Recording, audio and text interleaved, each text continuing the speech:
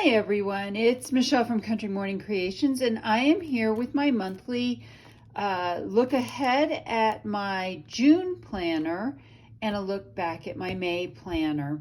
So for my June planner, what I've done, this was inspired by somebody on Instagram, and I will add their name below in the description box.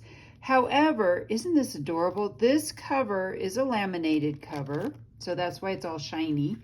And what I've done is taken real dried flowers, so you can kind of see that they stick out. And I took coffee dyed paper and stamped it and then added these dried flowers. So this weekend I will put up the video on how I made this cover and the whole journal. So actually it comes down to sewing everything in and how I did it all.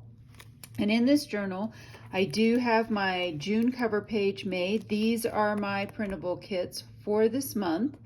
And so it's called In the Garden, and you can find that in my Etsy shop. As usual, it's my 28-pound paper, which is heavier than your standard copy paper. I like it because once it's been coffee dyed, it is more fountain pen resistant to bleeding through to the other page, as well as it doesn't get that crinkled look to it, which I personally don't like, and I like a smoother surface to write on. I have some mulberry paper in here, which is nice because that's, again, a natural paper. Some Edith Holden, and I, of course, have some, I think this is tracing paper, it's definitely not vellum. I think it's just tracing paper. And this one actually turned out pretty flat. It's usually pretty wrinkly. And then I do have my 5-hole pamphlet stitch in here. In my video, I show you how I do it. I did not realize there were so many different ways to actually do a 5-hole pamphlet stitch. And so, yeah, I show you my way. Anyway, that is my June journal, and let's take a look back through my May journal. This was really pretty. I love this cover and how it turned out, and I'll never be able to make it again because I used all of the fabric.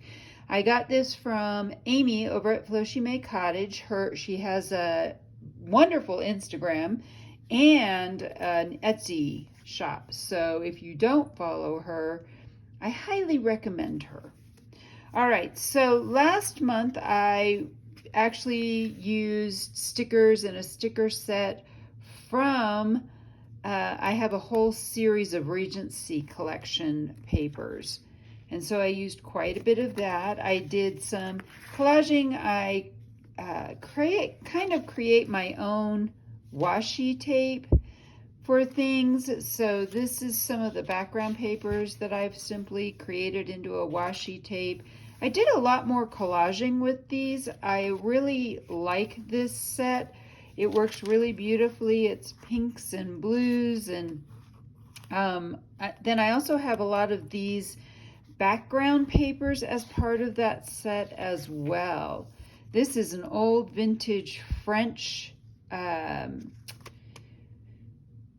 dictionary, so I have that. And so you can see I did just lots of little collages throughout it. It was really fun to wake up in the morning. I like to do a little collage on the page before I start writing.